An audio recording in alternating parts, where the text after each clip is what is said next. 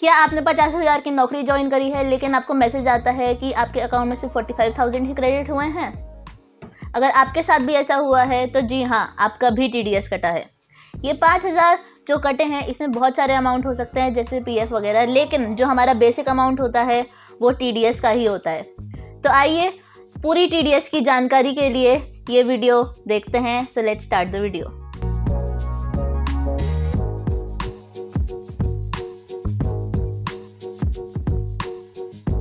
So hello friends, मैं आप सभी के सामने लाई हूँ TDS की पूरी सीरीज़, जिसमें मैं TDS के सारे टॉपिक्स कवर करूँगी, TDS का पूरा सेक्शन बताऊँगी।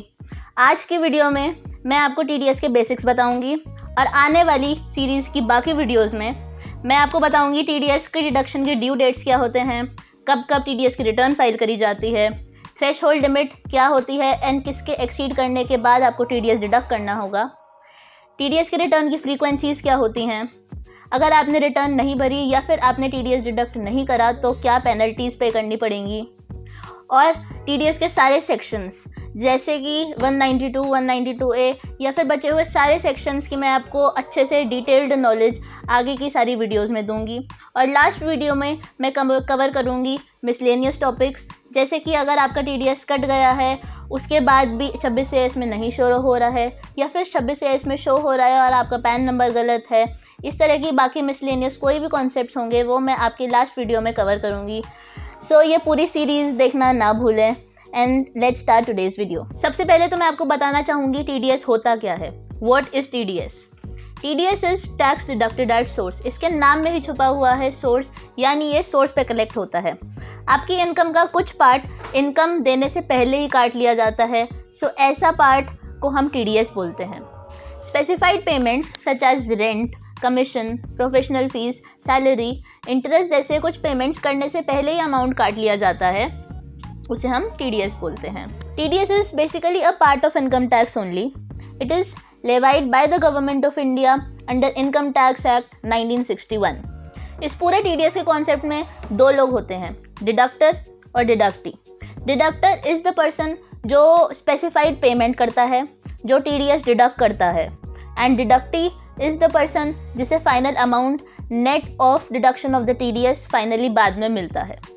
सो दीज आर द 2% डिडक्टर, जिसे हम पेयर भी बोलते हैं, और डिडक्टी जो पेई भी कहलाया जाता है। तो ये पूरा कॉन्सेप्ट मैं आपको एक एग्जांपल के साथ समझाती हूँ। Suppose there is this company ABC private limited. इसने ये बिल्डिंग रेंट पे ली हुई है फ्रॉम XYZ। अब सपोज हमारा बिल्डिंग का रेंट बनता है 90,000 पर मंथ। अब सिंस ये हमारा रेंट थ्रेशहोल्ड लिमिट को एक्सीड कर रहा है, so ABC private limited is liable to deduct TDS at the rate of 10%। अब वो 10% TDS इसमें से काटेगी, यानी 9,000। TDS काटने के बाद जो हमारा नेट अमाउंट बन रहा है 81,000, वो पे किया जाएगा XYZ ओनर को। ना on the other hand XYZ income tax department के साथ अपनी ITR भर सकता है।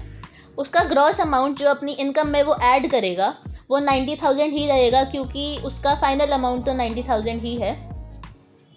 Now he can file ITR और उसके बाद जो उसका TDS है वो वापस अपनी टैक्स लाइबिलिटी के साथ वो एडजस्ट कर सकता है।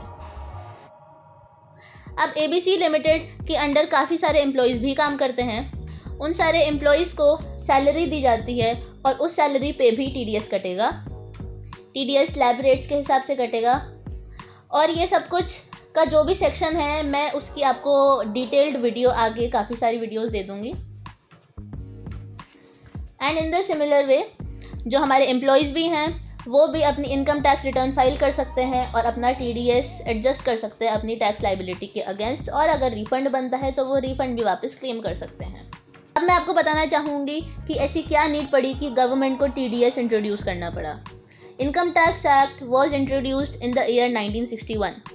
उस टाइम हमारे इंडिया की पॉपुलेशन थी 46 करोड़ और अब हमारी इंडिया की पॉपुलेशन है 139 करोड़।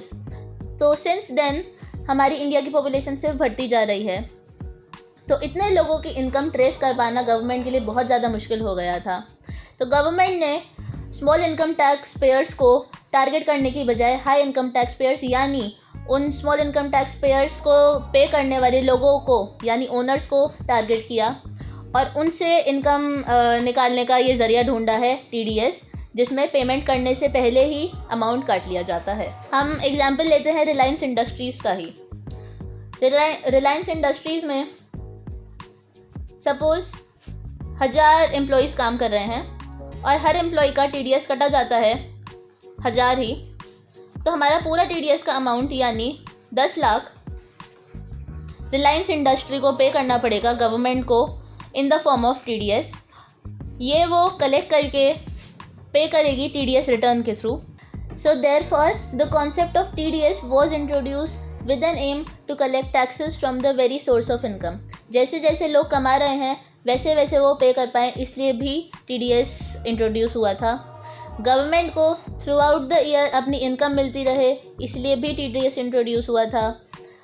एडवांस टैक्स और टैक्स डिडक्टेड एट सोर्स, इनके थ्रू गवर्नमेंट को through out the year income मिलती रहती है। The deductee from whose income tax has been deducted at source would be entitled to get credit of the amount so deducted on the basis of the form 26AS or TDS certificate issued by the deductor। तो 26AS में 26AS ऐसा document है जिसमें आपका TDS का amount, self assessment tax, advance tax जैसी बाकी चीज़ें सब कुछ शो हो जाती हैं। तो वहाँ पे आपको TDS अपना रिफ्लेक्ट हो जाएगा और TDS सर्टिफिकेट, इन सब के थ्रू आप अपना TDS चेक कर सकते हैं। तो हमारा TDS डिडक्ट करने के ऑब्जेक्टिव्स क्या थे? पहला ऑब्जेक्टिव है कि हमारे जो सैलरीड लोग हैं उन्हें at the end of the year बहुत सारा लमसम टैक्स ना पे करना पड़े, इसलिए TDS हेल्पफुल होता है, क्योंकि हर मंथ स्लोली थोड़ा TDS कटता रहता है। अब to collect the tax at the time of payment of income to various agencies such as contractors, professionals etcetera, तो इन सब का भी पेमेंट करने से पहले अमाउंट डिडक्ट कर सकते हैं TDS के थ्रू। नाउ गवर्नमेंट को पूरे साल के लिए फंड्स रिक्वायर होते हैं, तो वो एडवांस टैक्स और TDS के थ्रू ये एनेबल कर देता है कि गवर्नमेंट को through out the year funds मिलते रहें। नाउ मैं आपको बताऊंगी कि रिस्पॉन्सिबिलिटी क्या होती है डिडक्टर की और डिडक्टी की। डिडक्टर इज़ द पर्सन जिसको TDS काट के अमाउंट फाइनल पे करना है, तो उसकी पहली रिस्पॉन्सिबिलिटी है टू डिडक्ट TDS। दूसरी, to make the payment to the deductee, उसको TDS डिपॉजिट करना होता है, उसको TDS की रिटर्न फाइल करनी होती है, और लास्ट उसकी रिस्पॉन्सिबिलिटी है कि उसको TDS सर्टिफिकेट इशू करना होता है डिडक्टी को। हमारी डिडक्टी की क्या रिस्पॉन्सिबिलिटीज़ होती हैं? उसको बिल इशू करना होता है, उसकी जो सर्विस रेंडर्ड है या इस तरह का उसने कुछ भी किया है तो उसके लिए उसको बिल इशू करना होता है टू द डिडक्टर। अपना पेमेंट कलेक्ट करना होता है net of the TDS certificate collect करना होता है फ्रॉम द डिडक्टर, और उसकी जो फाइनल TDS की जो उसका TDS बन रहा है उसको एडजस्ट कर सकता है at the end income tax liability से अपनी रिटर्न फाइल करते हुए। So yes, these were the responsibilities of deductor and deductee. ये आज मैंने आपके साथ TDS के सिर्फ बेसिक्स डिस्कस करे हैं। आगे आने वाली वीडियोस में मैं TDS के सारे sections, threshold limits and everything, बाकी सब कुछ मैं कवर करूँगी। तो लास्ट तक मेरे साथ बने रहने के लिए शुक्रिया, एंड हमारी TDS की पूरी सीरीज़ देखना ना भूलें। अगर अभी तक भी आपने मेरा चैनल सब्सक्राइब नहीं किया है तो do subscribe the channel, like the video, share it, और कमेंट सेक्शन में बताना ना भूलें कि आपको वीडियो कैसी लगी। कैसी भी आपको असिस्टेंस चाहिए, CA असिस्टेंस चाहिए, so you people can reach out to me. TDS से रिलेटेड कोई और जानकारी के लिए भी you can ask me in the comment section. Thank you, bye bye and take care.